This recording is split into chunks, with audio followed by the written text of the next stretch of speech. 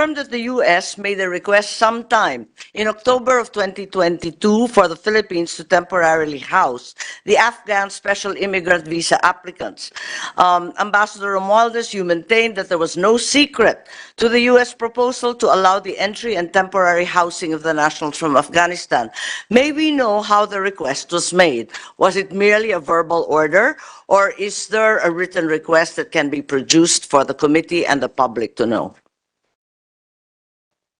Well, good afternoon, Madam Chair. Good afternoon to everyone.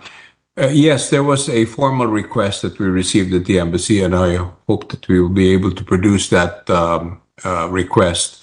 But it was also followed up with us through the State Department whether this is possible for us to consider. And so we immediately sent this request to the Department of Foreign Affairs, and the Secretary and I spoke about it briefly, and he said that he was going to have this studied before any action could be taken. But that is what happened when we received this in October last year. Yes, Secretary Manalo, please. The information, therefore, from Washington, D.C. Embassy is that the DFA actually was in receipt of a formal request. Is that the case? Good afternoon, Honorable Chair. Good afternoon, Secretary. Thank you for being here. Thank you. Yes, in October 22, as relayed by Ambassador Romualdez, we received in a concept note from the U.S. government, a request for the Philippines to allow Afghans formerly employed. What sort of note, please, Secretary? Concept note. Concept note, okay. But it was written, in fact. Yes, written. And the idea was to allow Afghans formerly employed by the U.S. government and their qualified dependents to temporarily stay in the Philippines to process their SIV applications with the U.S. Embassy in Manila. So we immediately launched informal consultation. We launched consultations with the relevant Philippine agencies in order to have to study the concept note and assess the request. The ambassador says that thereafter the State Department also reiterated the request directly to the DFA. Is that correct?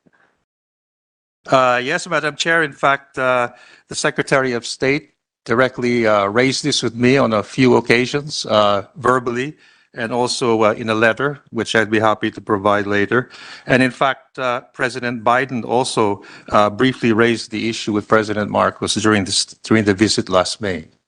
This is during the May visit. This is during the May visit, sir. Yes. Yes. Thank you. When was the DOJ, the DND, the NSA, perhaps we can go through the list, when were you made aware of the request of the U.S.? We call on the DOJ, please. I think there are several representatives. When were you apprised of the request? Anyone from the DOJ was informed at any point in time? The DND? When were you made aware of the request? Madam Chair, insofar as our records are concerned, when it was in December of 2022. Was it from the DFA, from Washington, or from the State Department direct? DFA, Madam Chair. From the DFA. Is this a letter? I will find out, Madam Chair. I would suppose it would have been a written merely through meetings, according to Assistant Secretary Lorenzo. Merely through convening of meetings, Madam Chair. Meetings? Yes. The convening of meetings, are these the June meetings, the earlier June meetings, or is this an earlier occurrence? No, Your Honor, it was December of last year. December pa yung meeting? Yes, Your Honor. Sige. Okay, paano yung DOJ, kailan ninyo nabalitaan itong request na to? Good afternoon, Madam Chair. Madam Chair, I stand corrected. Yes, sorry. I was reminded by Secretary Manalo that it was October of last year. As early as they October. Convened. Yes, Madam Chair. Was that a meeting or referral of the said request. Secretary Manalo, please. Thank you, Madam Chair. In fact, it was informal, it was an interagency. And in fact, if I could just read off the agencies who were there. Yes, if you could, thank you. Yes, the meeting that we had called for was attended by representatives from, of course, the DFA, the Armed Forces of the Philippines, Department of Justice, Department of National Defense, and the National Intelligence Coordinating Council, and the Philippine National Police. This was on October 28th. So it is correct, therefore, does the DOJ corroborate the same, that you were formally called to a meeting by the DFA on October of last year, together with the rest of the agencies? We confirm, Madam Chair, that there was such a interagency meeting of which the DOJ was a part of. Thank you. So does NICA have the same in their records, please? Madam Chair, as far as NICA is concerned, this was discussed formally last 20th ATC conference, 26th of April 2023. And So as far as NICA was concerned, you were only told in April? this was discussed 26th April 20th of the ATC, Anti-Terrorism Council. I'm was sorry, the- I'm not hearing you properly. NICA is the secretariat of the Anti-Terrorism Council, and this was formally discussed before the body, chaired by A.S. Bersamin, and that When? was 26th of April, 2023. Only in 2023. Hindi kayo kasama dun sa October and December. Is that correct? Part. Okay, what about the BI? Immigration, please. Kailan kayo nasabihan? As far as BI is concerned, ma'am, we only attended the June 2, 2023 interagency meeting. It was the first time that our presence was requested. Right, that's the same as our information. Is there anyone from Muslim Affairs and DepEd? They were similarly called, the ICT, the OST, is that correct? Yes, Attorney Guro, please. Yes, Madam Chair. As far as the National Commission on Muslim Filipinos, we were only informed also of a notice of a meeting sent to our office June 5.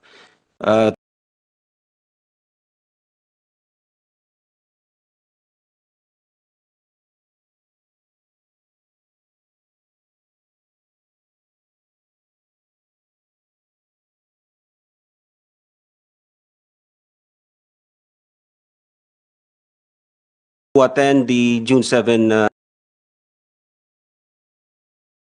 Anyone from DepEd? Good Kailan kayo afternoon, Madam Chair. nakapida? Kami po, I confirm that we also attended the June 7 meeting, but as far as the records would bear, this came to the attention of the Department of Education back in March 22, 2023, when there was a letter from Director General De Leon asking the Vice President to comment on the subject proposal.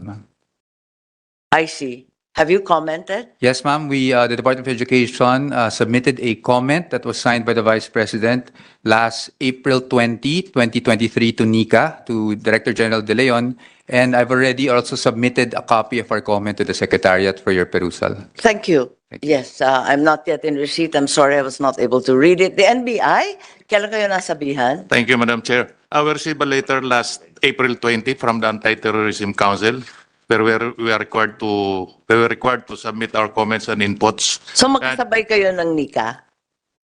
Yes, ma'am. And then we attended the meeting last June 7 Yeah. at the Presidential Management Staff. Magkakapareho kayo. Thank you, Madam Chair. Thank you. All right. Anyone else, PNP? Nasabihan ba kayo kagad? Yes, ma'am. For the Philippine National Police, we received an email last October 24, 2022. I see. And I see Mr. Libardo raising his hand there. Madam Chair, from the National Security Council, Deputy Director General Nestor Jerico, we received a departmental level from the DFA, from Undersecretary for Civilian Security and Consular Affairs, dated 2 November 2022. And we reply their departmental letter as of 15 November 2022, Madam Chair. Okay. Since you were informed through the DFA, but was any of you furnished a copy of the U.S. request? If so, when did you receive said copy of the U.S. request? Secretary Manalo, was there a U.S. request? You said there was. Is that correct? You said that there was a formal request, as a matter of fact? It You was a- said earlier? Is that It's a correct? formal request in the form of a concept note. Yes. So was the concept note then cascaded to all the relevant agencies like the DND, the DOJ, etc.? Or did you keep it confidential? Initially, once we got it, we just informed the agencies who I'd mentioned, the DOJ, DND, NICA, Philippine National. Informed means you told them, but did not provide a copy of the concept letter. Is that correct? We did. We invited them to a meeting, and in fact, the general consensus. But at he that- seems to be ignorant of the other resource persons seem to be ignorant of the existence of a concept. Well, no? we did not invite them yet because we didn't know who would exactly be involved. But from our initial assessment, we thought the So one the concept note was given to whom, please?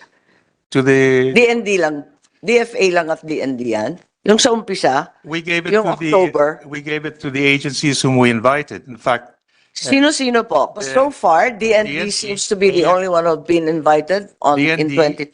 AFP, PNP, Come again, can we start? DND, AFP, PNP, NICA, NICA. and then those were the four we had invited initially, Okay, and DOJ. I think we had invited. DOJ.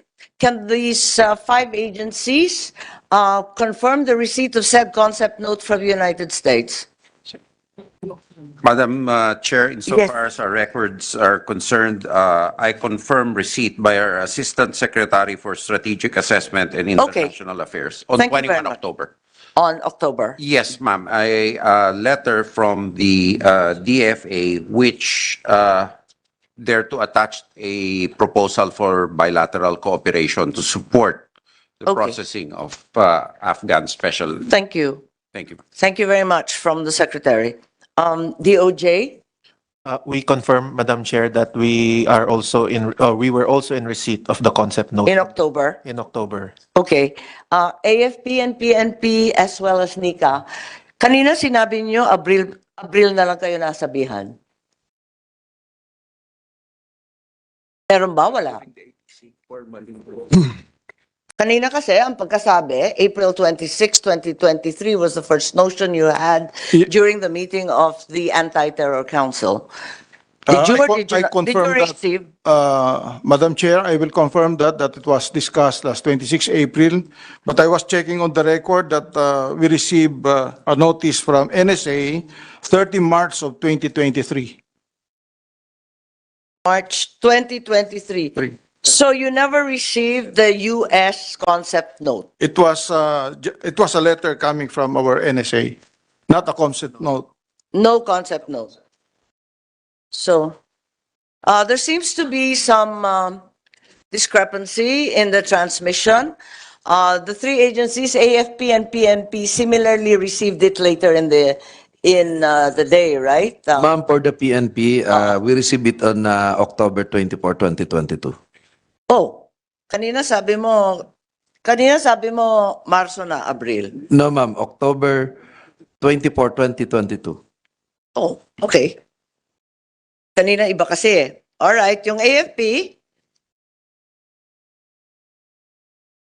Good afternoon, ma'am. From the AFP, okay. we received the memo from the DND dated 25 October. So, Okay. yes, ma'am, of 2022. So DND, but no concept note? Request for comments lang po, ma'am, ang ni-request sa amin. No concept. So both the AFP, the PNP, and the NICA, both the AFP and the NICA did not receive the concept note, in fact. That's correct? Because the PNP now says that they actually received it. Pero yung AFP, wala? O baka nakakabit dyan, naka-annex? Baka naka-annex lang yan. Nakakabit. So AFP in fact got it. Yung NICA did not get it. Still. Dick, parang wala. I'm checking my record, All right. Madam Chair. That's fine. Yes, and we recognize Senator Tolentino. You're encouraged to butt in at any point in time. Is this the usual procedure for requests? Of course, this is not usual business at all. But prior to the resolution filed by myself on June 8th, was there any press release on the part of the Philippine Embassy in Washington, D.C., the DFA, or any other government agency concerning the request of the United States and the course of action that the government plans to take? The Philippine government plans to take. Nag-anunsyo na kayo, nag-press release, o pinag-usapan na ba to? In any public forum at all? No, Madam Chair, because we were still consulting and trying to assess the implications of this proposal. So nothing was final in that sense because we were still trying to collate all the views. And if I could just mention that after some consultations with the interagency, it was decided to raise it to a higher level in April. And this was when we went to the Anti-Terrorism Council. That was the one in April. And because we felt it should be now considered at a slightly higher level than the technical working level. Then I think the ATC, if I recall correctly, then recommended it be elevated to cabinet level for further consideration. So we tried to follow all the steps by first consulting all the agencies. And in fact, I could give later a list of the representatives, at least at the October meeting. And in fact, the purpose of that meeting was to discuss the concept note of the provided by the United States and to give preliminary observations. And then we proceeded to hold a few more interagency meetings on it to collate the observations of the various agencies. And when we reached the point in April, we had enough of these observations. We decided it's time now to raise it to the higher level or the ATC in April, I think. Thank you. We appreciate your prudence and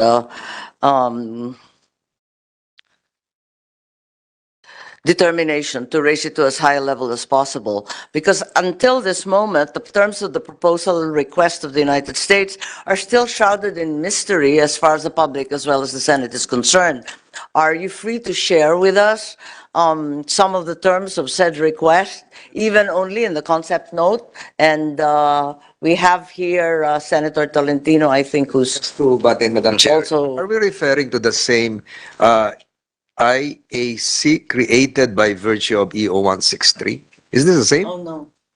That's the old one of President Duterte. So we have a new one No, not yet. because this was circa 2022. Yes. Nabago na ba yan? Wala pa. That's So, from iba yun, President iba yun. Duterte. I had mentioned Mr. Senator, I'm sorry, I'm late. the ATC, the Anti-Terrorism Council. Yes.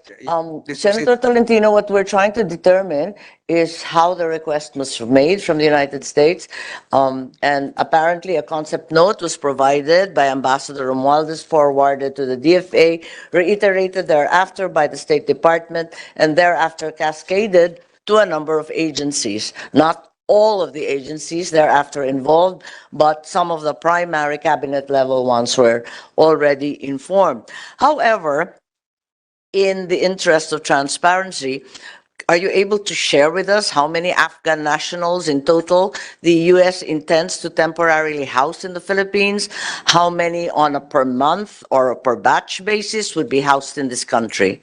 I think Senator Jinggoy already mentioned our gaping housing gap locally and the sudden urgency to house aliens and non-nationals suddenly taking primordial concern. Secretary Manalo, please. Thank you, Madam Chair. Actually, we have not gone into that kind of detail in our informal consultations with the United States because they have come back now and again over the past few months to discuss some of the issues involved. All I can say at this point, and I say that because there's really nothing agreed yet, But it seems that there is the possibility, if we were able to have any kind of arrangement, we would be having perhaps a pilot group, maybe a limited number. Now, we haven't even discussed that number yet.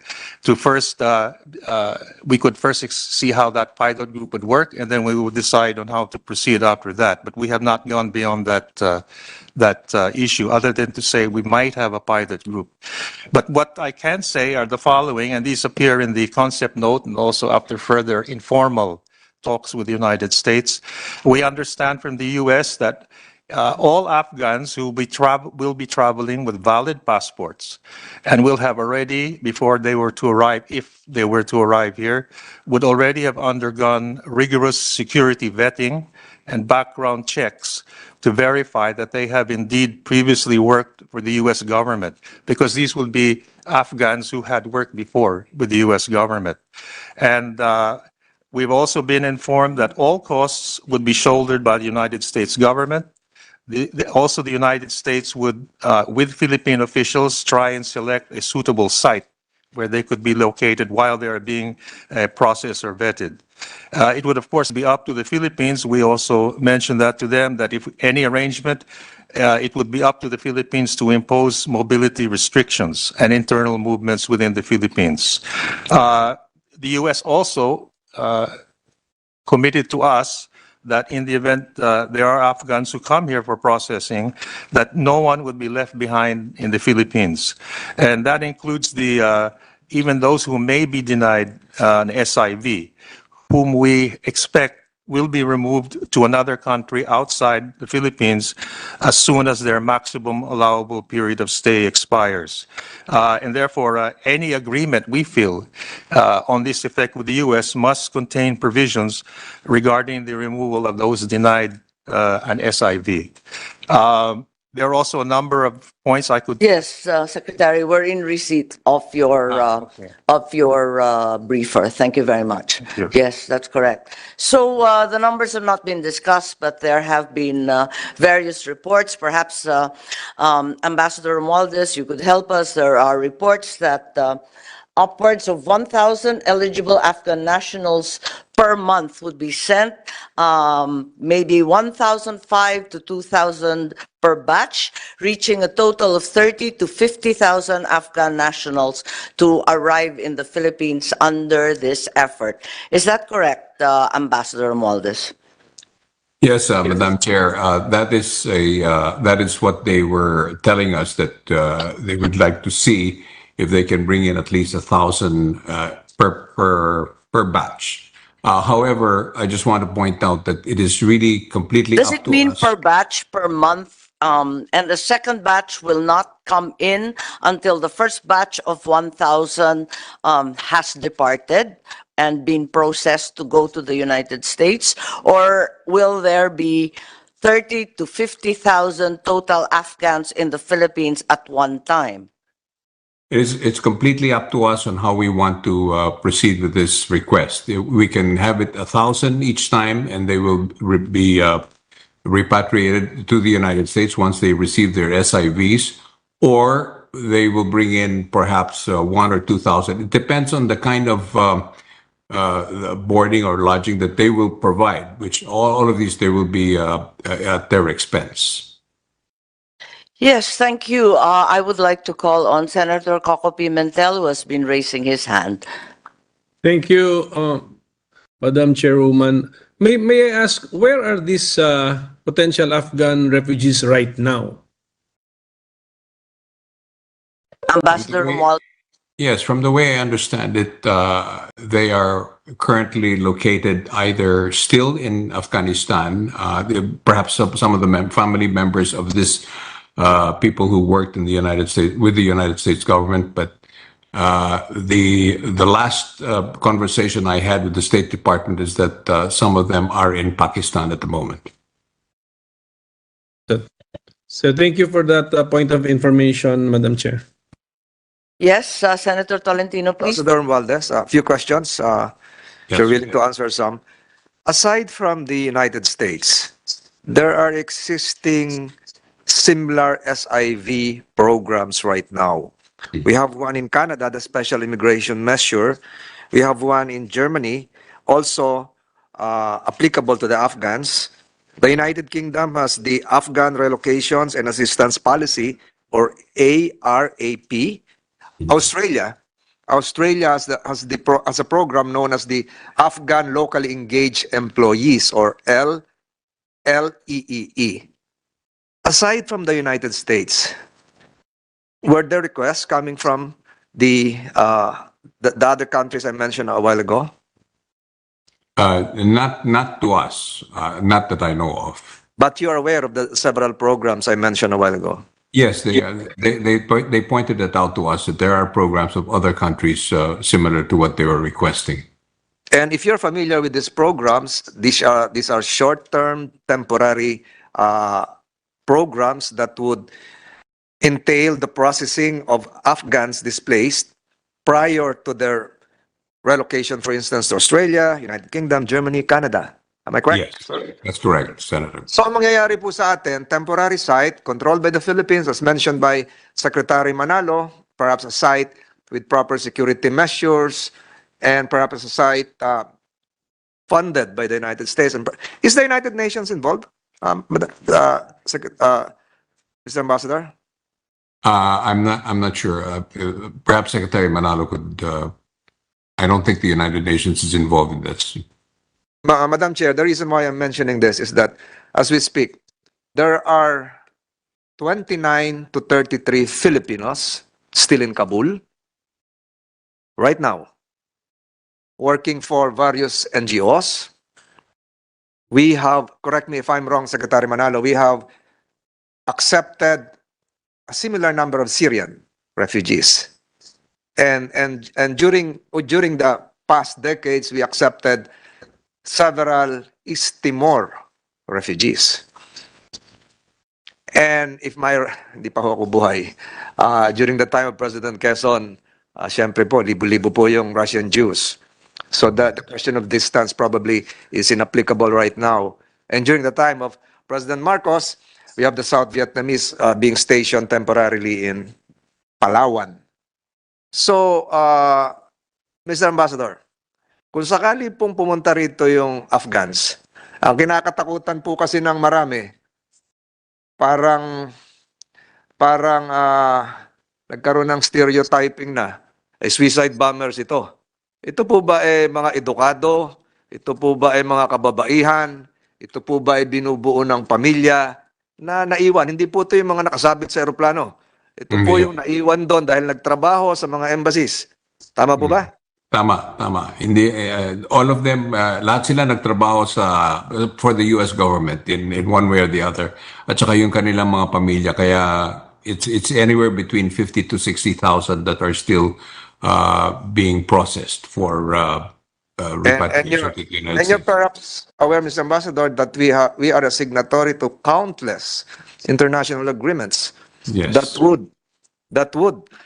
should allow us to accept these Afghans Yes.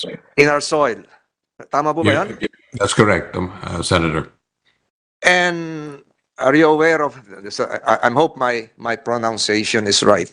I haven't been to France yet, Madam Chair. Refoulement would mean the return of a refugee to his or her former state against his will, where he will be more threatened by, in this case, the Taliban.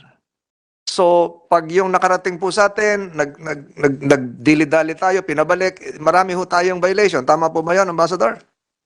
Yan, hindi ko sigurado yan. Pero ang alam ko lang, the United States government has assured us that whoever that we will allow to come into the Philippines for processing, they will take care of them completely. In other words, if they are for some reason denied the SIV that the processing will take place, they will be immediately sent to another or a third country.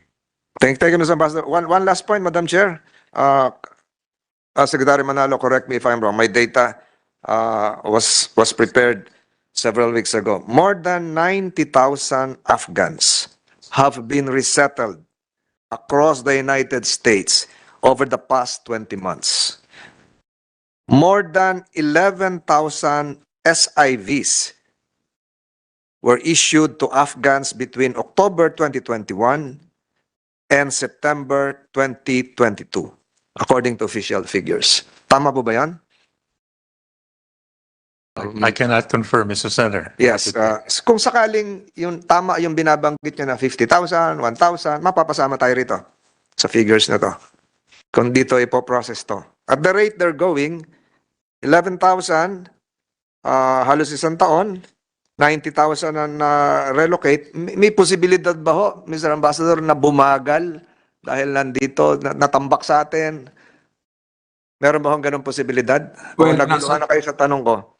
Hindi, nasa sa atin na yun, Senator, na kung ilan ang gusto natin. Pero ang request nila is anywhere between 1,000 to 1,500 per batch. Ipoprocess nila, then they will go to the United States.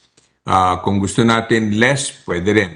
Ang tinatanong na sa atin is exactly yung kanilang tinatanong o rini-request sa atin, what is it that we will be able to get back to them that we can accept? In other words, not all of this 30,000 or whatever it is they intend to process will come to the Philippines, and then they will be here and they will wait for their processing. It will be by batches. Definitely, And Mr. it's Ambassador. completely up to us. So. Mr. Ambassador, narami ho nakikinig ngayon. Definitely, the Philippines will not be the final destination of these refugees. Yes, that is absolutely. Temporary lang po sila dito. Ang kinakatakutan ng marami ay baka malahukan ng mga terrorist. Kaya na-elevate na sa Anti-Terrorism Council, etc., etc. Naniniwala po kayo, Mr. Ambassador, na ito pong pinag-uusapan natin ay pangamba na may posibilidad na hindi naman dapat mangyari kasi na-vet na po yun bago dalhin dito. Correct. Yan ang tama, Senator. Kaya nga, lahat ng ating mga security agencies ay tinatanong ng DFA dahil they also will have to give their comments kung anong tingin nila. Pero yan ang sabi sa atin ng mga Amerikano na they will be vetted first, they will be double-checked before they come to the Philippines, and then again through processing. Madam Chair, if I may be allowed to express my personal sentiment, I don't see anything wrong here. Sa tingin ko po, kung talagang na-vet ito, nagkaroon lang ng konting hype, stereotyping, bordering on discrimination. Na siguro naman, mabubuting tao yung iba. Yung mga FW po natin, nasa iba't ibang bansa, tinatanggap naman po yun. Kasasabi ko lang, merong 33 na Filipinos pa sa Kabul. So siguro kung masasala po ito, wala tayong gastos, nasa secured na lugar, nasa isang isla, I think, Madam Chair, we have abided and complied fully with all our international humanitarian commitments, including the possible erasure of what they term as, quote-unquote, human rights records of our country. Malinis na ho tayo dito. We're getting here with clean hands. Tinulungan po natin yung mga tao na wala namang mga kasalanan. Details will be laid down. But yun lang po yung sentiments ko, Madam Chair. But Yes, ang mali lang po dito siguro, yung proseso, shrouded in non-transparency manner, not revealed to the country, not full explained. Siguro DFA ang dapat managot yan. Pero yung mga Afghans, wala po silang kasalanan. Salamat po, Madam Chair. Maraming salamat, Senator Tolentino. Ngunit, ang ating tinatanong ngayon, kung bakit ipapadala ng Amerika ang kanilang mga dating empleyado sa ating bansa. Wala naman tayong kinalaman dito. Hindi ba nila tayo binigyan ng dahilan? What reason was given by the U.S. for making the aforementioned request, if any? Ambassador Romualdez, Secretary Manalo, and as mentioned by Senator Tolentino, are they in fact refugees? What is the understanding of the DOJ, the DFA, and the BI of the term refugee? Ambassador Romualdez has explicitly stated these are not refugees. They are former Afghan employees of the U.S. government. I need clarification po. Secretary Manalo, Ambassador Romualdez, please respond and lend us light here. Secretary Teodoro is shaking his head. Would you like to both in, please? Thank you, Madam Chair, Your Honor. Technically, they're not refugees because basically they're not displaced. They're in their homeland right now. They have not applied for political asylum or any other thing. They're not on extraterritorial jurisdiction. My understanding is that their visas for the United States shall be processed within this country because of administrative difficulties of the U.S. government, because of their bureaucracy in conducting any processing, but they are not refugees as of this time. They may become refugees That is if correct. their visas are denied and they are not And they're not repatriated. allowed to be repatriated. Yes, Madam Chair. Yes, I'm in full agreement. I think they are not refugees, as rightly pointed out by Ambassador Babes from all this. Is that correct, Ambassador? Was your statement regarding the fact that these are not refugees we are speaking of, and there is no doubt that the Philippines upholds and takes pride in our history of giving succor and refuge to international refugees. Ambassador Romualdez, please. These are not refugees. Yes. Correct? Yes, absolutely correct, Madam Chair.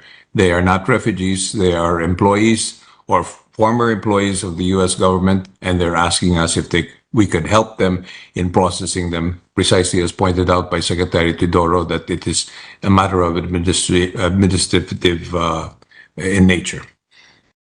Thank you. That being the case, I get affirmation as well from DFA Legal that they are not refugees. That is correct? Okay, if that is the status of these individuals, what is the basis, therefore, of the executive branch of government for admitting them into the Philippines under Section 47 of Commonwealth Act 613 on the power of the President to admit aliens for humanitarian reasons, expressly referring only to refugees? Yes, Secretary Manalo, please. What is the basis, since they clearly are not refugees, they cannot be accommodated under Section 47 of the Commonwealth Act? Thank you, Madam Chair. In fact, the notion as we understood it from the concept note of the United States is there's no intention to leave them here in the Philippines. They're only going to use the Philippines as a temporary site where they're processing for their eventual trip to the United States, provided they pass all the vetting. And the U.S. In our talks has also assured us, if in case we agree, that they would ensure that none of the SIV applicants would be left behind, nor have the option to consider remaining in the Philippines to seek refugee status. So this would only be, in effect, a temporary situation. And if I could just... Given the extraordinary circumstances, and we appreciate the emergency concern, the worry is, what shall be their status while they remain in the Philippines? Will they be non-immigrants or immigrants? What kind of Philippine visa will they be given? Under what treaty will their rights and obligations be governed? The problem is that the special immigrants visa has been promised in 2 weeks. The reality is that we are also aware that they could come as late as 59 days. In the United States, 77,000 continue to wait for their visas for periods longer than 4 years. May we have clarity on their status while they remain in the Philippines? Thank you, Madam Chair. In this case, the Afghan nationals who would be coming here are, in fact, all Afghan nationals are listed as Category A. In other words, restricted nationals who are required to apply for a visa in the Philippines. And normally we would give them up to 30 to 59 days. So sorry, what will they be again? Non-immigrant, immigrant? Non-immigrant. So non-immigrant. So klaro yan, non-immigrant. Category Okay. A, yeah. And under which treaty are we governing the rights and obligations? Non-immigrants sa ilalim ng alin? Okay, I'll have to consult on that, Madam Chair. Which treaty? Madam Chair, we had a meeting Yes, Secretary. on Monday Oo. with the undersecretaries of the DOJ and Undersecretary Lazaro and Undersecretary Vasquez. Actually, the major problem here really is an immigration problem and a legal problem. And so I think if the DOJ is already prepared, because they still have to come out. We have requested them finally for an opinion on the potential status of these people and the problems in case, or the way forward in case their SIVs are denied. To date, Madam Chair, we are still waiting for the opinion. It was only formalized last week that the DFA shall be the lead agency in our conference, person-to-person conference.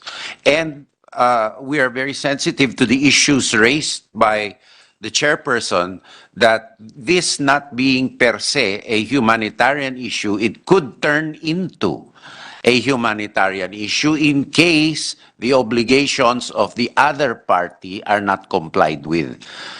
Therefore, this was raised to us by the DOJ. Thank you very much. Yes, we're very pleased, and truly the differences are glaring between refugees, non-immigrants, and immigrants insofar as regulations, restrictions, and their freedom of movement is concerned.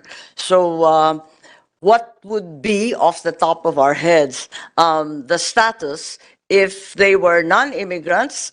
They would be granted freedom of mobility while they are waiting, as they are in the National Convention Center in Arlington, Virginia, as we're well aware.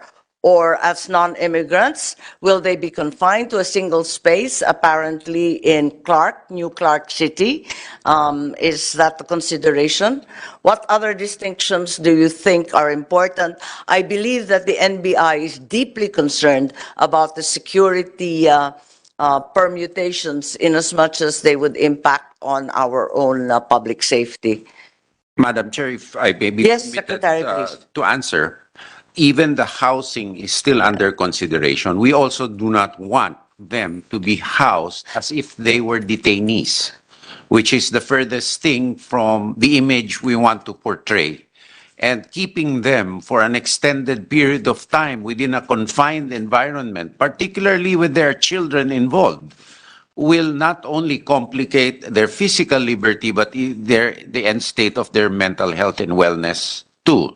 That is why, Madam. There's also, Secretary, sorry to butt in, but actually, there's also the consideration that they'll be coming back and forth to apply for their special immigrant visa from New Clark City and all the provinces involved, going towards the U.S. Embassy in Metro Manila.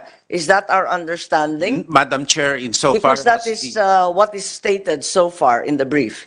No, Madam Chair. As far as the informal discussions between us last week is that there will all the services from the processing to their medical care shall be done on site.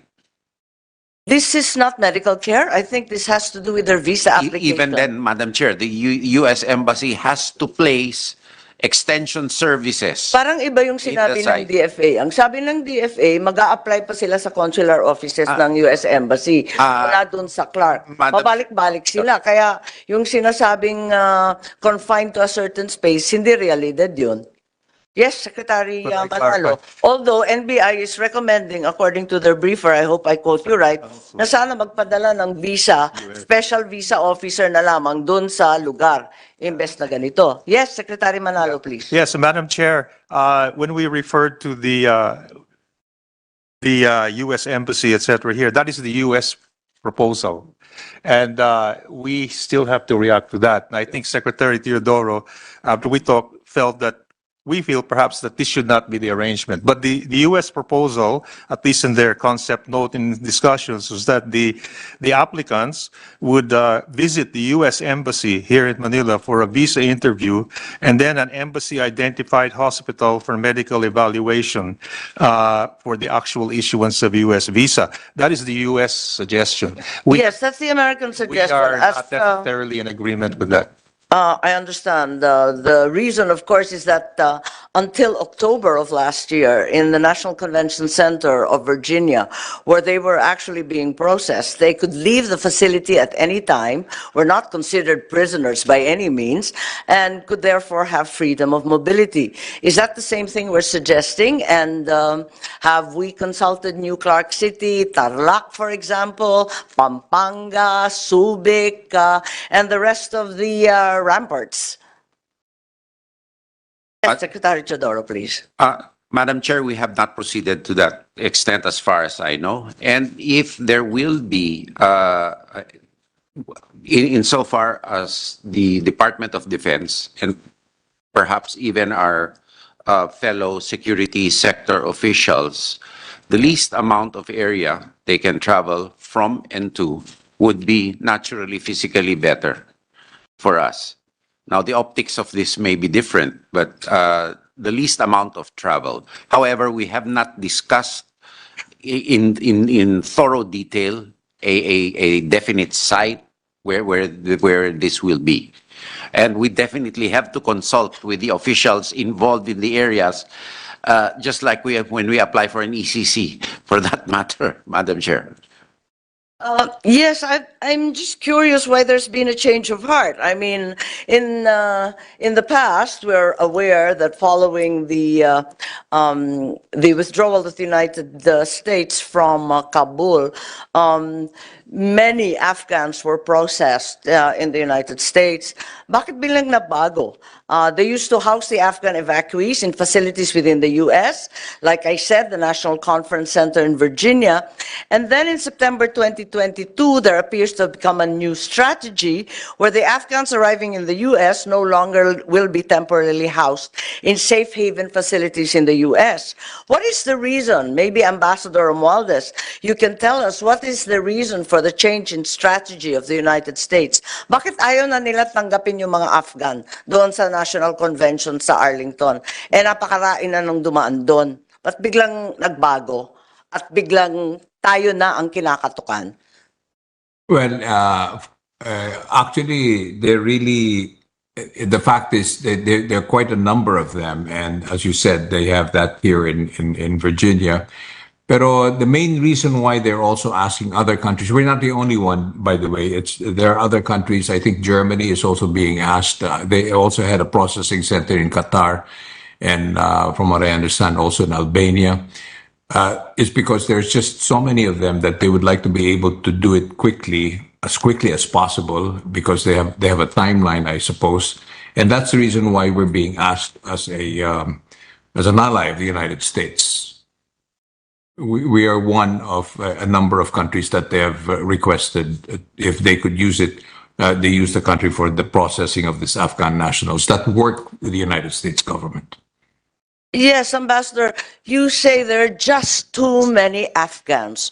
We're talking about tens of thousands, because we have heard that 25,000 were already processed through UAE, 10,000 in Qatar. You now mentioned Germany and Albania. Are there tens of thousands, hundreds of thousands, millions? Is there a projected number to this enormous migration? The number that we received was around 50,000 that are still for processing. 50,000. Yes, this includes government people who work with the U.S. government and their families. Pero kung 50,000, yun din ang hinihingi sa Pilipinas. You mean to say 100%, yung buong 50,000, lahat babagsak sa Pilipinas? Hindi naman. Bakit na huminto yung UAE at yung Qatar? Ba't sila huminto? Bakit huminto yung US? Eh, dati naman pinoprocess doon, nakatenga pa, 77,400. Bakit tumigil ang US? Bakit sila tumigil? Bakit bigla Pilipinas ang naisip?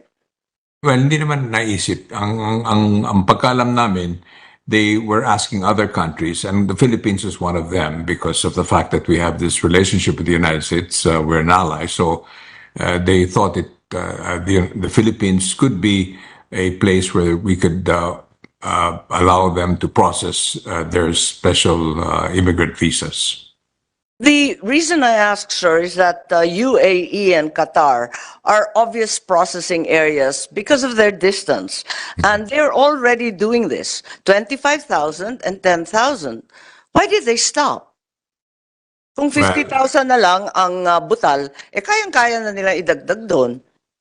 Nagkakaintindihan sila. Magkapareho sila sa kinakain, sa gawi, sa iba't ibang paninindigan at paniwala. Well, pwede natin itanong sa kanila kung bakit biglang tinigil. Pero ang pagkalam ko, humingi sila ng tulong sa atin kung pwede nila i-process yung kanilang mga government employee, yung nagtrabaho sa kanila dito sa Pilipinas. As one of the many countries that they're asking for this. Thank you. Yes, I'm not unwilling to help. Like all Filipinos, we have an open arms policy to all refugees throughout the world at any time. However, it appears to me that we are an unlikely candidate simply because napakalayo po natin. Parang inilalayo natin sila lalo, samantalang meron ng existing. Unang-una, kung babagsak rin sila sa US, bakit hindi nga ituloy-tuloy na lamang yung nandyan sa Virginia? Nahinto ba, since Washington DC is clearly by Virginia, have they stopped processing people in the National Convention Center, please? I don't think so. I think they're still processing a number of them as of now. I see, because I understand from press releases that with the Operation Allies Refuge, Operation Allies Welcome, and the other enduring welcome efforts of the United States, the Biden administration announced that Afghan nationals in October 1 of 2022 will no longer be able to enter the U.S. under the Humanitarian Parole Authority. So tinigil sa US, samantalang ito empleyado ng US. Bakit tayo ang magiging sangkalan? Yun lang tanong ko. Well, pwede natin itanong sa kanila kung bakit sa atin na. Pero as I said, isa tayo sa mga ibang mga bayan na humingi sila ng tulong kung pwede idaan doon bago nila dalhin sa Amerika. Would you know if Thailand, our good neighbor and ASEAN partner, which is a treaty ally of the United States, has been requested by the United States to process Afghan employees as well? I am not sure, Madam Chair. I have been told that no request was ever made to Thailand. Why only the Philippines? Well, as I said, they approached us in October and we said that we will consider it and we're going to study the matter. But we have not asked them why he picked us. The only reason they told us is because they felt that the Philippines was an ally that they could ask this particular favor, perhaps if you want to call it that. And they have brought it up to the highest levels in our government, including the president. Okay, so if the U.S. is unable or unwilling to temporarily house their Afghan employees in U.S. soil, why don't they go to U.S. territories such as Guam, Puerto Rico, Guantanamo? Secretary Manalo, you're raising your hand. Thank you, Madam Chair. I thought I would just say a few words on this issue on the why the U.S. might have approached us. Of course, we can only surmise, but what I gather is aside from being a partner and a treaty ally, I think they also are aware of our long tradition of providing humanitarian assistance. So that's why they have approached us. On the To refugees, Secretary, you already said these are not refugees. well, the humanitarian aspect. And on the issue of why they're not being processed in the United States, is actually these are SIV applicants and not applying for refugees. I mean, they're not refugees as such. And as we understood from the United States, their laws require that this category, SIV applicants, have to be processed in third countries, not in the United States. So perhaps those could be the reasons why, in fact, that's one of the reasons why they approached us on this. Pero magulo rin sa atin yan, di ba? Kasi under our immigration rules, and the BI is here to confirm, Norman, please, Afghan nationals are Category 1 nationals. They should first obtain Philippine visa before entry in Islamabad. Isn't that correct? So that puts into question their status if they remain in the Philippines as well. So that also puts into question our ability to impose our laws on all those in our territory. And we'll sacrifice all that simply because we'd like to accommodate a favor that could probably be better served elsewhere. Just a question. That's why we have to be very clear, if we were to accede to this, that our laws would be followed. And if they have a stay of 30 to 59 days, for example, in accordance with our Category A, then we would have to apply that strictly, and we would have to make that very clear to the United States that they could not stay longer than they are allowed, according to Philippine law, because of their specific category. And that's the point we would, if we ever get into negotiations with the U.S. formal, we would have to insist on these points. Yes, Secretary, this is a real problem because of the change in strategy in the United States and the refusal now to extend humanitarian parole authorities. We are not certain they will actually receive their special immigrant visas. And the delay, as we know, has been tremendous and admitted by the Americans themselves.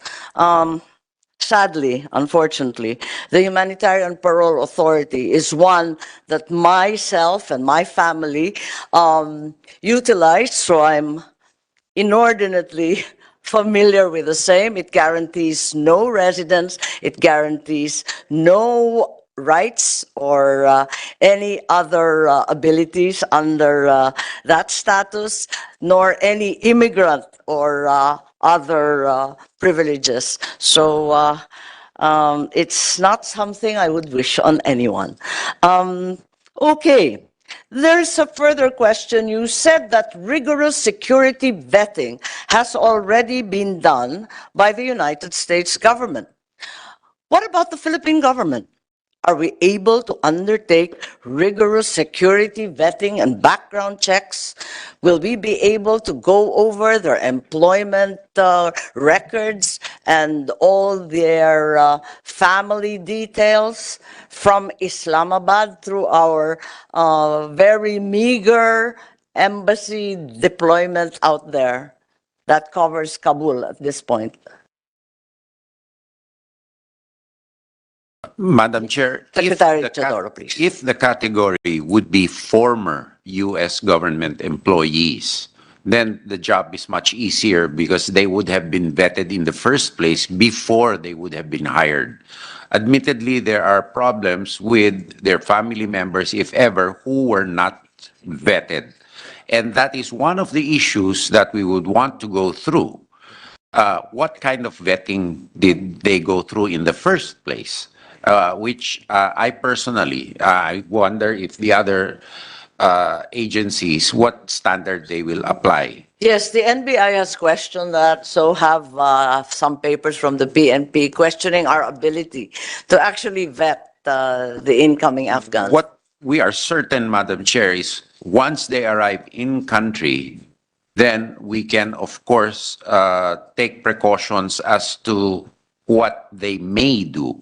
Because, for example, like even in voice calls or whatnot, we can have them sign certain waivers, like when you answer a call center, this phone call is being recorded for your protection, or even like a company email or a Senate email for that matter.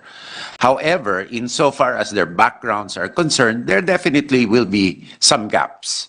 However, insofar as the NSC position is, depending on the arrangements made for their stay here, the number of those that will be agreed upon, the risk is low.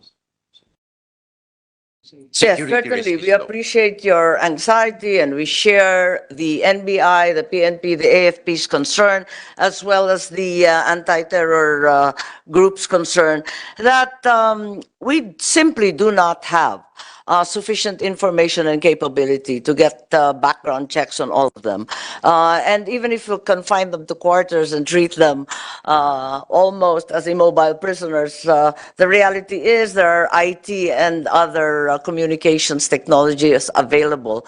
The other consideration is NBI has mentioned the presence of sleepers among Afghan applicants as being highly probable, that the presence of SIV applicants could make the Philippines a target for Taliban and its splinter groups, and so on.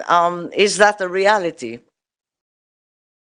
We so far do not recognize the Taliban government in Afghanistan, although we have had diplomatic relations with the country for a long while now.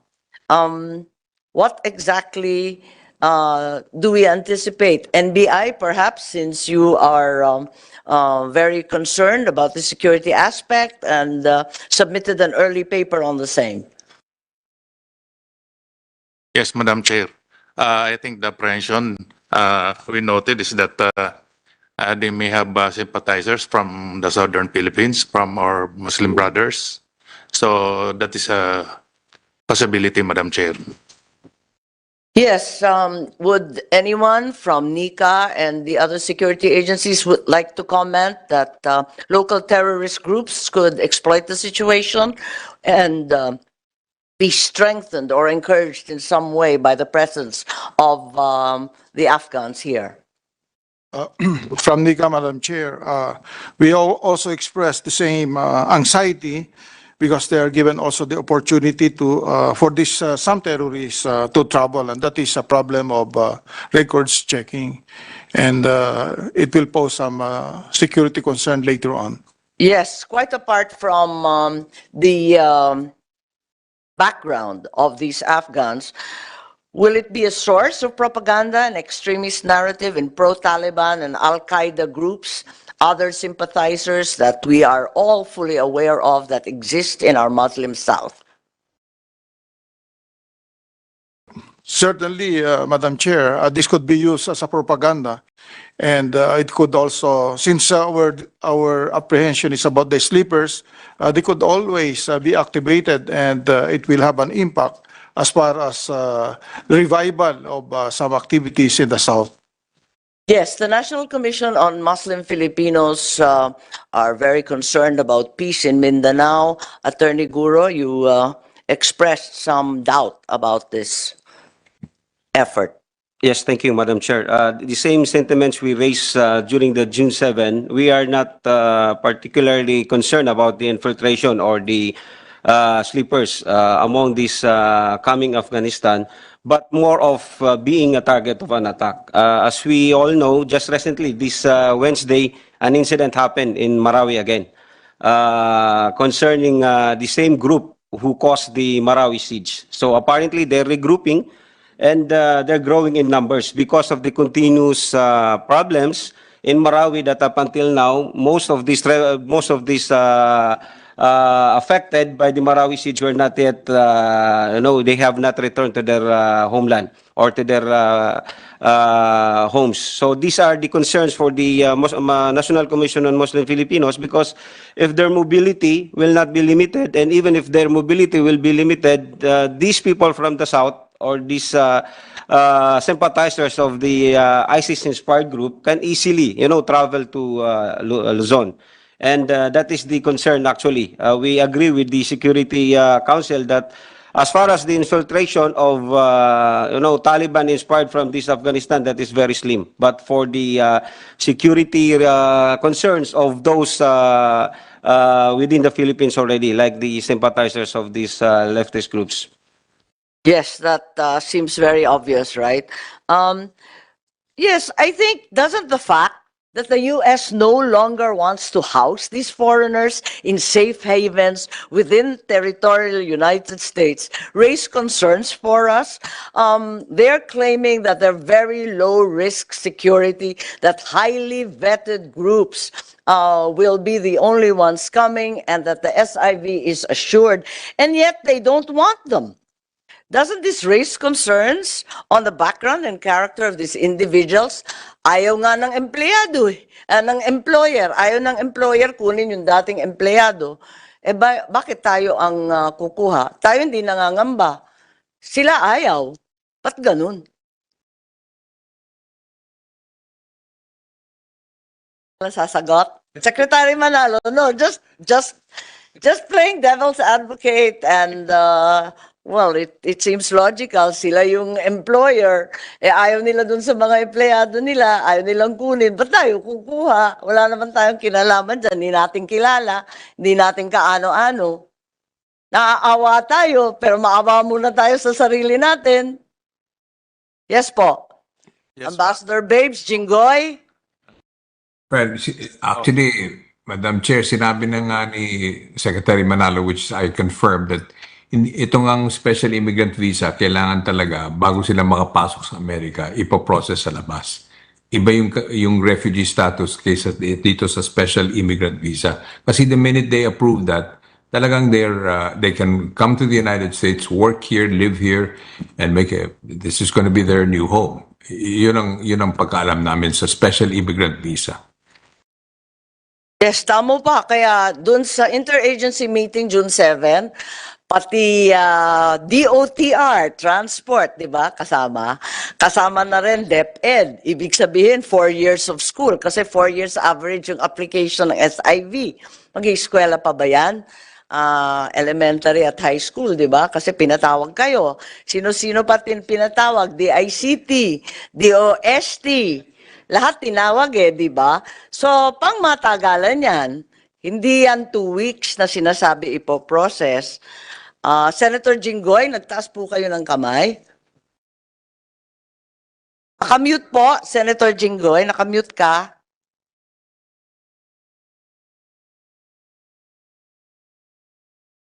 Ay, Senator Jinggoy, did you raise your hand? Nakamute ka pa.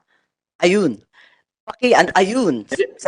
Senator Jinggoy. Yes, Madam Chair, for those Afghan nationals who will be denied the special immigrant visa, may I know what is the plan of the United States and where will they go if their temporary visas will expire? Who will cover the expenses if they need to leave the Philippines?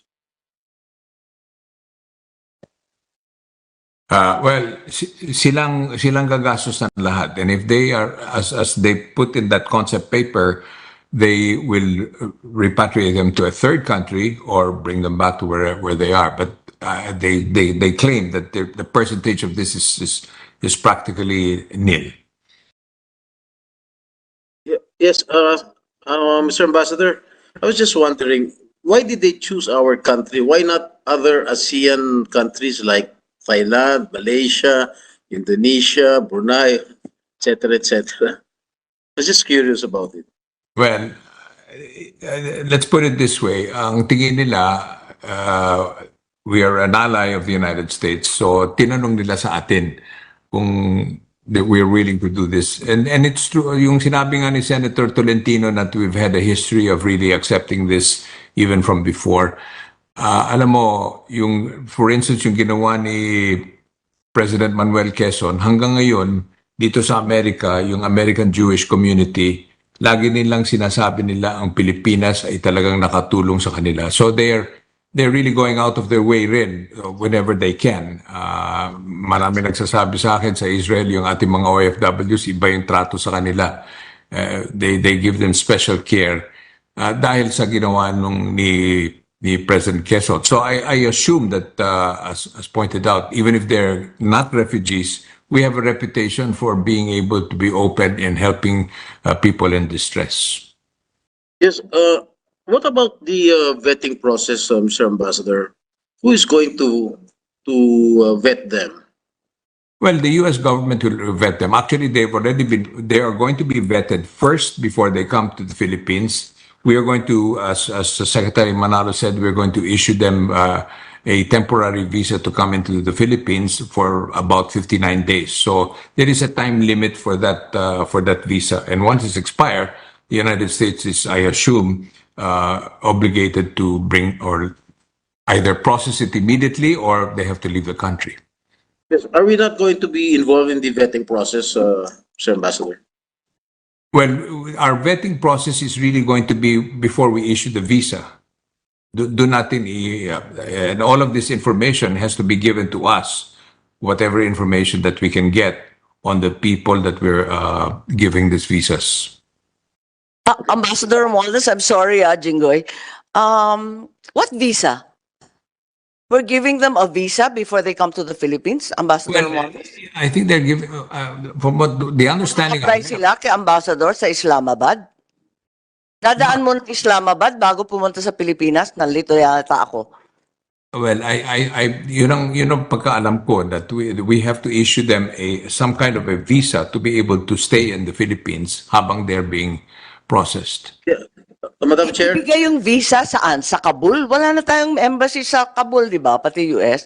You mean to say, upon arrival, may visang ibibigay ang Pilipinas? Yeah, well, itanong natin kay Secretary Manalo kasi yun ang understanding na naririnig ko na sinabi sa akin. Interject, Madam Chair.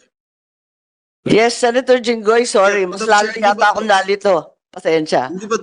Hindi ba doble-doble ang pag-issue ng visa?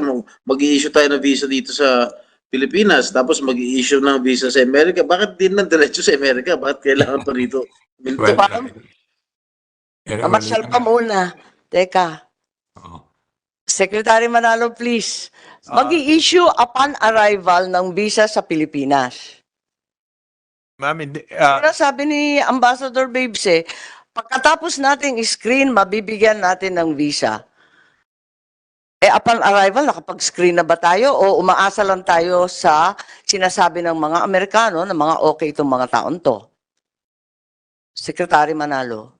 Thank you, Madam Chair. I think what Ambassador Romualdez meant to say is that we have to issue a visa before they arrive in the Philippines. So, bibigyan sila ng So, saan nila makukuha yung visang yan? Dadaan muna sila sa Islamabad? Normally, it would Yun have ang to be, coverage it would have to be through Islamabad. Islamabad PE would issue the 9A visa para maka-enter sila. Napakagulo naman. Ang dami naman nilang papasyalan.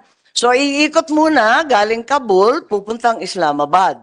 Mag-a-apply sa iilang Pilipino sa embassy ron. 50,000 sila, katapat nila 3 Pilipino. Ganun ba yon? Normally, ganun. That's what we would do now. Tapos, sa Islamabad, pumayag na ba yung Pakistan dito sa scheme na to? Hindi, kinukonsult pa namin ang Islamabad. Hindi pa alam ng Pakistan. Magugulat na lang sila, dadagsa yung mga kung sino-sino ron. Okay. Tapos, liliko na ngayon yung eroplano. Pupunta, babalik sa Pinas. Ganun ba yun? Biglang landing sa Clark. Electronic appearance at the counter in Islamabad. Anong level ng screening kung pindot-pindot lang? Yes. Yes, Madam Chair, thank you very much. Before this Afghans, which are fully vetted, with assumption, fully vetted by the by the Americans, chief of mission Okay. of the U.S. Of the US. Embassy it is still the and obligation. not the Filipinos. We've never met them No, before. not yet. Okay. It is still the Philippine obligation. It is the obligation of the Philippines to give to process them because they are Category A restricted nationals. All restricted nationals, there are other countries that are classified as such. We do a face-to-face interview, and before that, documents that we request from. All of this is going to happen before they come to the Philippines? That should be the case, Madam. That should be the case. This is your and my understanding Yes. of what normally Yes. occurs, right? But you said it correctly that there is the capacity of Islamabad PE is Philippine Embassy in Islamabad is a little bit of a challenge. And at the same time, Madam Chair, it is in the concept paper of the Americans, they prefer that these Afghans will fly directly from Kabul to Yun Manila. nga, di ba diretso So- Kabul dito sa New Yeah. Clark, pupunta sa The Crib sa New Clark City, di ba? So, yeah. Yun ang sinasabing plano. Wala namang binanggit na Islamabad, higit wala na nga. walang visa Wala. ang pinagsasabi. At sigurado ako si Ambassador Cervantes at ang buong Pakistan government walang alam tungkol dito. Secretary Manalo, please. Yes, ma'am. Kung ngayon, if we agreed, halimbawa, just example, and we didn't do any change in our visa procedure, talagang dadaan sa Islamabad PE. But in the event na we are now open to this idea, we may have to find additional or different kinds of processing, like maybe through electronic, etc., para lang ma-accommodate yung number.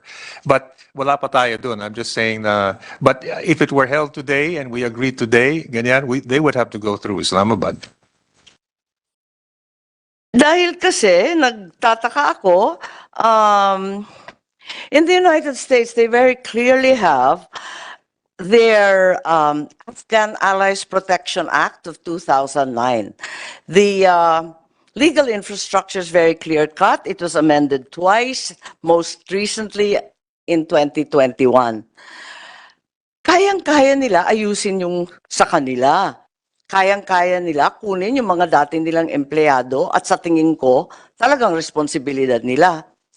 If they're not willing to accommodate their own employees, nor to amend, once again, they've amended twice before, the Afghan Aliens Act, why should we be the ones to bend our immigration rules, overburden our staff in Islamabad as well as New Clark City, and impose all sorts of obligations on our neighbors? Di ko naintindihan eh. Yes, Secretary Manalo, Ambassador Babes, does this seem reasonable? Ma'am, I think we will take into account your views when we consider this further. Okay. We do not in any way attempt to influence or curtail the president's almost absolute power in forging foreign policy. However, by the rubric of simple reasonableness, this appears to be outlandish, given the bending of rules required, the imposition on our already burdened resources, given our security status, which the Muslim Filipinos themselves declare is precarious at present. Once again, exactly how long do we think the special immigrant visa will take to be granted? 9 months is what is stated under the Afghan Allies Protection Act of the United States. 9 months ang nasa batas nila, 1 to 2 weeks ang sinabi sa concept note. Tama ba, Secretary Manalo? How far along are these Afghan nationals with their SIV applications? Alam ko, di ba, magpapakita sila ng HR, recommendation ng superior, qualifications. How far along are they? Kasi ang balita, nung dinaan sila sa Qatar at UAE, meron na silang SIV, pre-approved sila. Etong pupunta sa Pilipinas, hindi sila pre-approved. Ibang-iba ang sitwasyon sa UAE at saka sa Qatar. Doon may SIV na sila.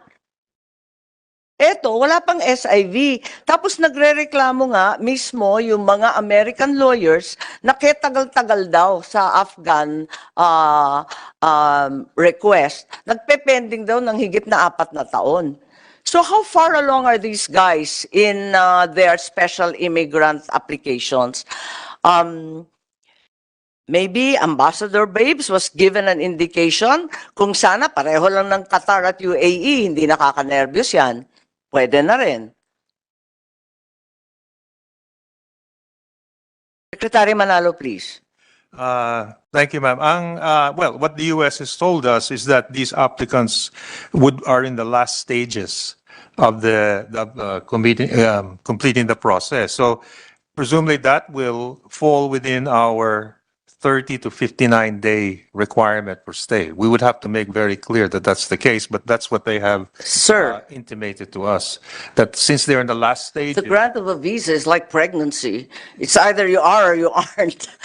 I mean, I don't know about the last stages. There simply is no last stage.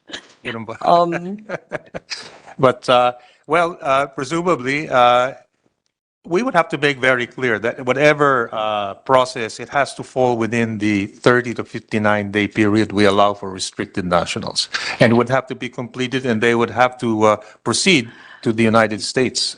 Levity If we aside, agree. sir, the problem really is, Secretary, that so many time frames are being given. 1 to 2 weeks ang processing daw. Ayon sa kanilang batas, 9 months maximum daw. Ayon naman sa experience ng mga Afghan na nag-a-apply sa Amerika, kabalikat ng kanilang mga abogado, umaabot daw ng 4 years. So gaano katagal yan sa Pilipinas? 4 years maninirahan dito?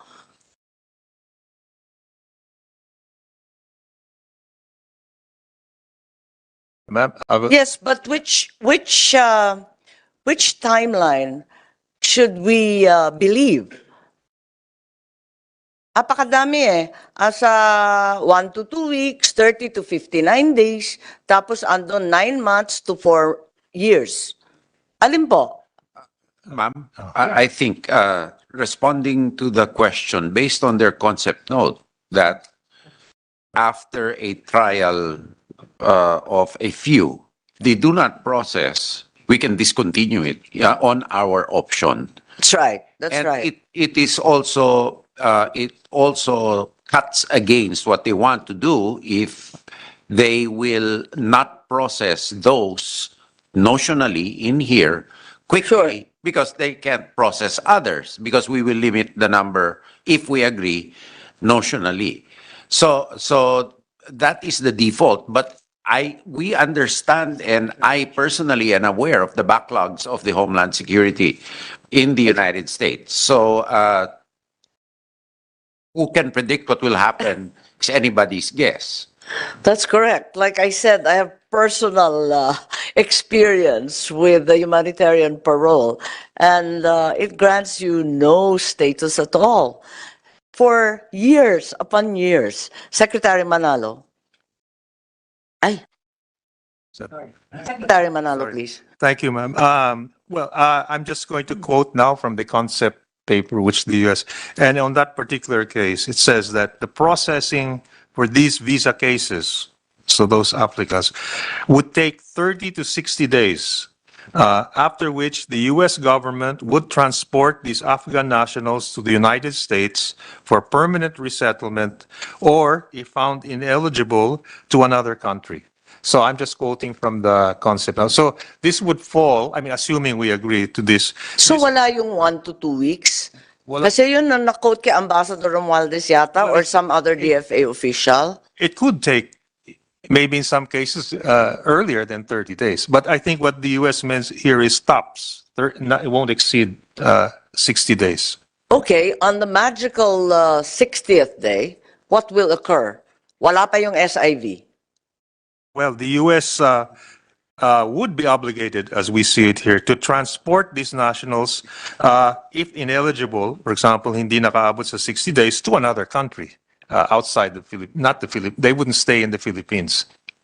If the application is disapproved, the applicants are then considered refugees, and the principle of non-refoulement becomes applicable. We can no longer send them back to Afghanistan. What's plan B? Thank you, ma'am. That's a point that we have asked the DOJ for an opinion or clarification. The obverse could also occur if the Philippine government classifies the applicants as not having refugee status, repatriates them to Afghanistan, where their visa applications are not approved. The Philippines will be in breach of its obligations under 1951 Convention, 57 Protocol, and something happens, unfortunately, to these applicants. It later turns out the government misqualified their status, and they were, in fact, refugees. We've seen many, many movies about this. This has happened too many times. What happens to the Philippine status then? What happens to our reputational risk, as it were? Secretary Manalo, please. Thank you, ma'am. Well, that is a point that we've also been Parang labis-labis na papogi to. Baka madali tayo ng hindi oras.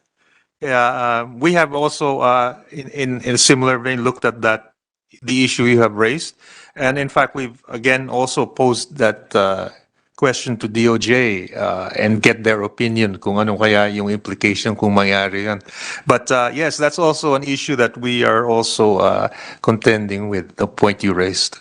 Okay, does DOJ have the courage to answer? Because I'm not sure. Your Honors, we concur having received the request for legal opinion coming from the DFA, and we are in the process of finalizing our legal opinion. May we just clarify that we agree with the statements made that these Afghan nationals are not refugees because there is a process involved in being recognized as a refugee under the 1951 Convention, the 1957 Protocol, Your Honors. Yes, thank you. And okay, just points of information. To your best knowledge, Ambassador Babes, from Waldes, Secretary Manalo, considering that the U.S. Embassy in Kabul is no longer operational, who's the chief of mission who will be approving, vetting, and sending over their Afghan employees? Thank you, ma'am. Yes, that's an issue we were going to ask the U.S.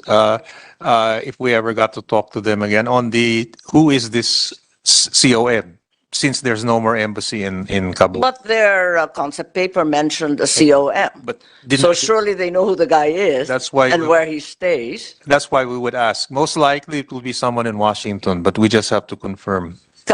Ang magve-vet yung Washington, I just- i-vet niya yung nasa Afghanistan. I'm just guessing, but Parang ang gulo, no? It can't be a chief of mission in Washington. It's a mission somewhere.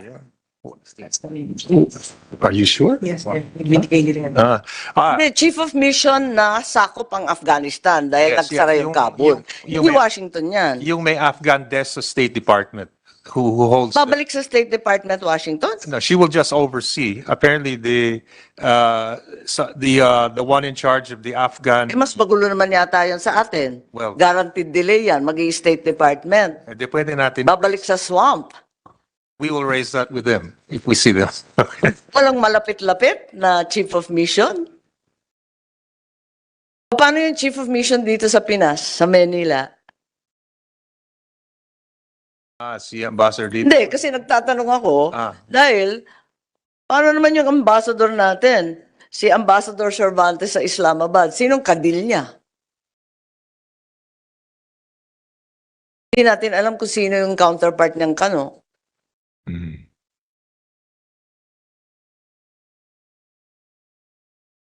Nalilito kasi ako kung sino, di ba, kasi critical dito yung vetting, di ba? Alam na natin yun, yung vetting, di ba? It's going to be so clear. Ang sinasabi natin, walang kakayahan ng Pilipinas mag-vet ng mga Afghan nationals na hindi natin kaano-ano, hindi natin kakilala, hindi natin alam kung saan nanggaling. Pero, kaya ng mga Amerikano. Umaasa lamang tayo sa Amerikano. Pero, yung mga Amerikano, wala namang opisina dun sa Kabul para kalkalin lahat ng records nila na malamang nawala na rin. Ang aasahan natin yung Washington pa rin. Ganun ba yun?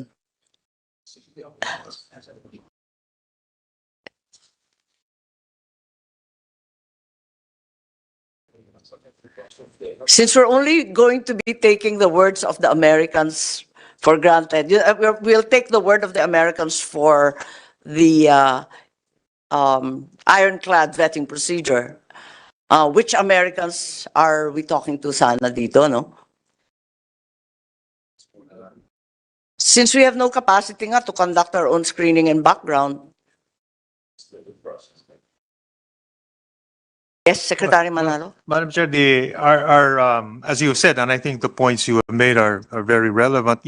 Kaya we are really, the next step really would be to put together all of our information and really have due diligence among our security agencies, just to be sure that these points are considered if we decide to talk with the U.S. And then the issue of the COM, in fact, that was one point that I raised in our internal discussions, who exactly is the COM? And in fact, we will have to be clarified this with the U.S. And I think the points you've raised are also relevant, that perhaps if it's in Washington, there might be a problem because of distance. I don't know, but we could certainly raise that point. But they have not yet in their concept paper identified who this would be, who this Pero field. kapag chief of mission, di ba? Siyempre nasa abroad yun. Hindi naman Washington yun. They're referring us to some office somewhere. Okay. So, just to round up the loose ends here. Since the Afghan nationals previously worked for the United States government, some of them will be targets of reprisal by anti-U.S. terrorist groups. How do we intend to protect them? We don't want to keep them prisoner. We don't want to confine them to a restricted space and deprive them of freedom of mobility. At the same time, we're fully aware that they could be targets. How do we protect them? Perhaps we can ask the AFP, the PNP, what will be the cost of such protection? Ma'am, for the part of the PNP, as mandated by law, we are to provide the necessary security assistance and for those who are here in our country or sojourning this country. And for that matter, we have prepared some briefing presentation if Madam Chair will permit us to have it shown in... That's okay. I'm just happy to hear that you have something prepared, and please submit them. We'll peruse them at the right time, given the status of the situation. How much will it cost to provide all this extra protection? Already, the city of Marawi is crying for additional armed forces assistance. Madam Chair, until this time, we have no cost of the security arrangement that we have planned because of the number of those Afghan nationals who will be coming over. Yes, Thank you. The exploding cost of living is no secret to anyone, and more of our countrymen are experiencing hunger. Repeatedly, it has been said that the U.S. will absorb all costs. While some of these are easily determinable, the reality is that other costs will not be readily apparent from the outset. And the personnel, for example, that you will have to assign for protection, and the DepEd that will have to take care of the children and siblings involved, they will no longer be able to perform their regular functions for our citizens or for the agencies. Will there be compensation for this government, for the government employees, and even private citizens who will be similarly burdened? Ambassador Romualdez, you've been adamant that the Americans will pay for everything. That is the understanding I have, Madam Chair, because they told us that when we have a formal discussion on all of these matters that we want to take up, they will, of course, look at it and see whether it is in fact really viable for them to be able to, if we present them a cost that this is what it will cost us, and you said that you will take care of everything, this is what we have. So on that basis, we can actually either say yes or no. They just would like to know from us whether we are prepared to sit down and discuss all the issues that were pointed out earlier and also by you, Madam Chair. And I think that by then we will know exactly what the real score is. If this is going to be everything taken care of by the United States, or the other things that we have other concerns, like, for instance, you said about the visas and all that. That also entails cost, obviously, or at least personnel that we will have to assign. Yes, thank you very much. The worry, of course, if this becomes a lingering problem, we have no set timelines, and 4 years would be a very long time. That's the entire high school period. I doubt if DepEd will be able to undertake all that. In any case, just to round things up, what is the status finally of the U.S. request? At which point are we? Is the approval still under negotiations? Has it been recommended for approval by the President? And is the executive branch merely fine-tuning the details, given that apparently there have been several interagency meetings already last year? A meeting, I believe, in April, thereafter June 2, and then June 7, the latest. What, therefore, is the status of the U.S. request for the Afghan nationals to come to the Philippines? Yes, Secretary Manalo, please. Thank you, ma'am.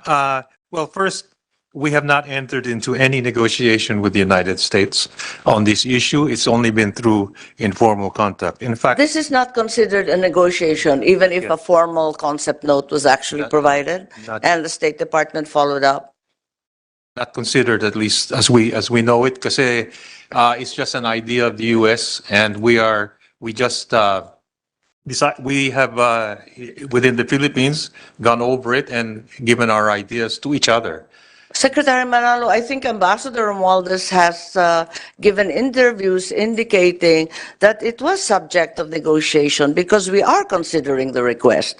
And I'd like to call on Yusek Poa, who also appears to have a different understanding of the same. Thank you, Madam Chair. No, basically, because this has been a subject of consultation with the national government agencies, DepEd being one of Yes, them. that's correct. There are already, as far as this hearing is concerned, 3 meetings of record involving many, many agencies. Yes, ma'am. Although on the part of DepEd, we were only able to attend one, which was last June 7, wherein we also registered, and we also want to register now and state for the record our vehement objection and opposition to the proposal in its entirety.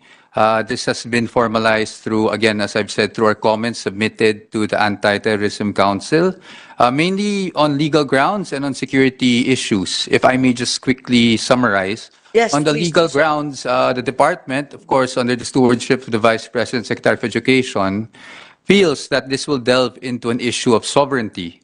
As we all know, in sovereignty, the exercise of rights and functions of a state must be exclusive from intervention from other states or interference. And in this case, this will include the right to determine who can enter the country and who can stay in the Philippines, whether temporarily or permanently. But in the proposal, at least in the notes that were given to us for comment, it seems that the vetting process will be done by the United States of America. And therefore, this is an interference into our exclusive determination as to who can enter our country. And secondly, of course, as I've mentioned during the June 7 meeting, based on the information given to us, the only reason why the U.S. will not be processing these Afghans in U.S. territories is because some internal rule, law, regulation prohibits them from doing so. And if we may echo what the statement of the chairperson, why would the U.S. expect us to bend our rules if they are not willing to be flexible in theirs? And that is really a concern of the Department of Education under the Vice President. And of course, aside from that, it's really the security concern. As you know, the schools have been witness to armed conflicts locally. The local terrorist groups is really a concern of the department. And with the presence of Afghans here, if the NSC is saying, or NICA is saying that there's low risk in terms of infiltration, we do worry about them being targets because, again, we feel that this might have the risk of further exacerbating an already unstable situation as regards local terrorist groups in some areas in the country. With that, ma'am, I guess we just have to summarize and again state on record our vehement opposition and objection to the proposal in its entirety. And we have again submitted our comments signed by the Vice President to the Secretariat for your perusal. Thank you very much, Yusek.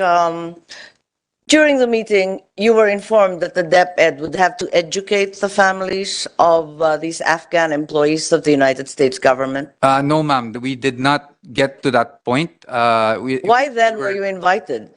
I think we were invited because DepEd was simply asked to comment by the ATC, the Not because you were going to be directly involved. We haven't gotten to that point. However, during the meeting, we already registered our objection on the proposal. So we didn't really get to the point of where principle. DepEd would be participating. Yes.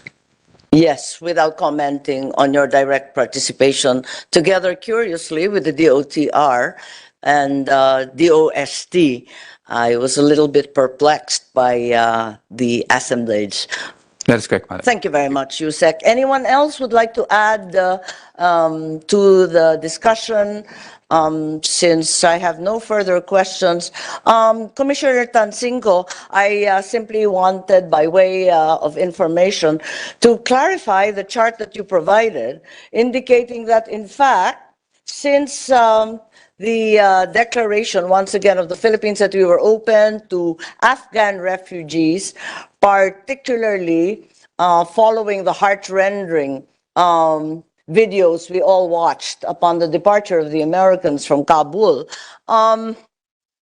there appears to be a total of 137 Afghan nationals who have arrived in the Philippines from 2021 to 2023. Is that correct? I refer to the chart submitted by your office herewith. Yes, ma'am. It is correct, ma'am, that the 137 arrivals from August 1, 2021 to June 14, 2023 comprises all visa categories, not only refugees. It includes the Section 13A, married to a Filipina, then 47A2, 47B, 9A category, seaman. Yes, but in your listing, I refer to refugees because that seems to be the relevant category. That's 47B, refugees. In 2022, you recorded 4, but in your final tally, only 1. Which is the correct number? The final tally, ma'am, is 4 in 47B. Okay, so we have 4 Afghan refugees already in the Philippines. Yes, ma'am. Okay, are you aware of their whereabouts? Are they working? Are they married? And do they have families in the Philippines? Yes, ma'am. They are still in the country.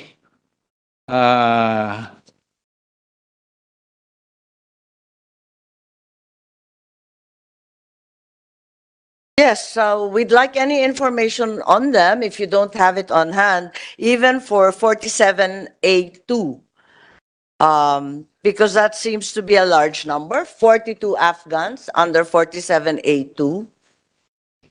The 47A2, ma'am, on the 2021 year, the 31, this includes the 29 that arrived in September 8 of 2021, but they all departed on December 20 of the same year. Okay.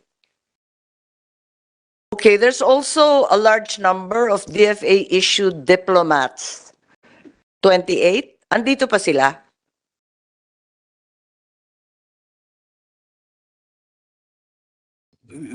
We have no data as of now, Madam Senator, but these are all issued by the Department of Foreign Affairs. Thank you. Tinatanong ko lang kasi kung baka naman, kung 137, kahit papano, may community na ng Afghans dito, kaya karapat-dapat lamang na pumunta sila sa Pilipinas. Pero kung aapat lang at hindi pa natin alam kung nasan sila, palagay ko hindi community yon. wala silang pag-uuwian, wala silang kamag-anak, wala silang kakilala. Yun lang ang tinatanong ko dahil nalilito ako kung bakit ang Pilipinas ang napili sa dinami-dami ng bansa. Samantalang alam natin, napakaraming Afghan sa ibang lugar sa Europa, napakadami sa Pakistan, karami-rami nila sa iba't ibang bahagi ng Asia. Yun lang. Anyone else who would like to add something, maybe from the AFP? Anything else that you'd like to share with the committee, please? Good afternoon, ma'am. As far as the AP is concerned, ma'am, we are aligned with the statement of the Secretary of National Defense on this issue, ma'am.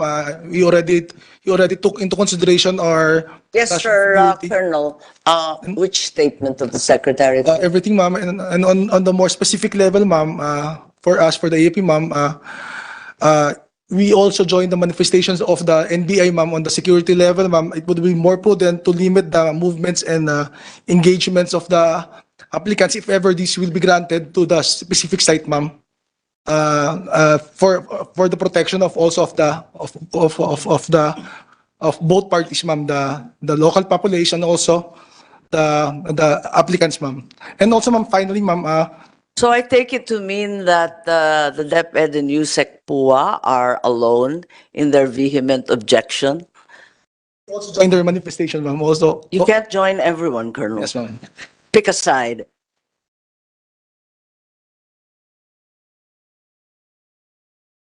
Attorney Guro, please.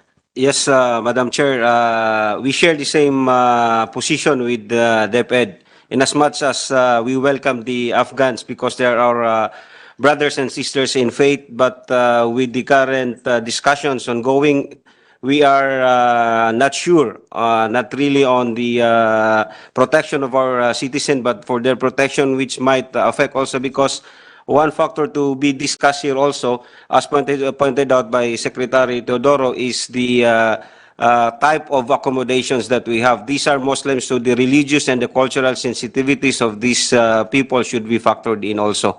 So we join with the same position with DepEd. We vehemently oppose to in its entirety for allowing them to be housed here in the Philippines. Higit sa lahat, Attorney Guro, hindi ba dapat unahin ang housing sa Marawi City kesa sa dito? Okay, sino pa? May dadagdag po? Anyone would like to add? Yes, Secretary. Just a Teodoro, final please. recap, ma'am. I know you're brand new and you weren't privy to the earlier discussions. Yes, ma'am. Thank you. So, insofar as the department is concerned, this is now dependent on the legal opinion, depending on the legal opinion to be given and issued by the DOJ.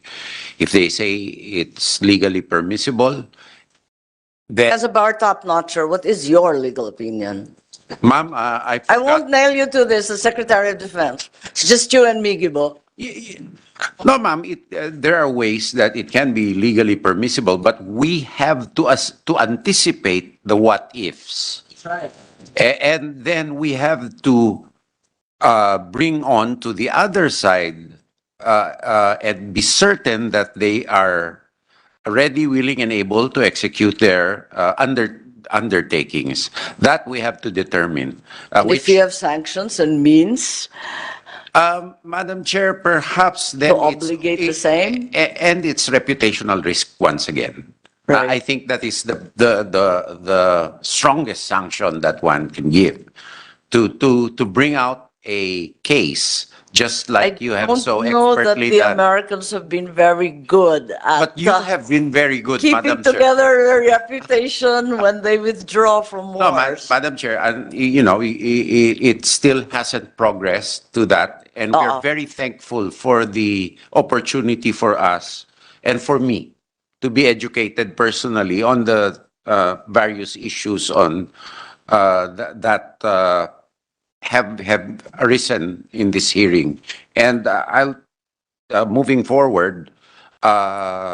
We will be really cognizant of this issue should the discussion, should the interagency position move forward. Thank you very much. And perhaps the last word goes to my much older relative. Ambassador Romualdez, please. Thank you very much, my younger relative. Anyway, well, thank you very much, Madam Chair, for this. And I totally agree with Secretary Teodoro that whatever was brought out here these are concerns that obviously we have to really look into. But I just wanted to correct one point: there's never been any real formal negotiations or discussions with the State Department. Has just been following up with us here at the embassy in Washington D.C. And of course, they're always anxious whether it is a yes or a no. And the sooner we do that, obviously, the better it is, because that way, by the way, it will also take them perhaps about 4 to 9 months, I understand, to be able to make sure that whatever facility that they will be using is precisely what we're concerned about, which is secure, everything that is needed for the board and lodging of these Afghan nationals will be in place. So that's why they're asking, following it up with us, and it's up to us what we want to do with it, and whatever concerns we have, whatever we want to tell them, they're prepared to listen. And if it's something that's possible, they'll do it. If not, then they go to another country for this. Salamat. Maraming salamat.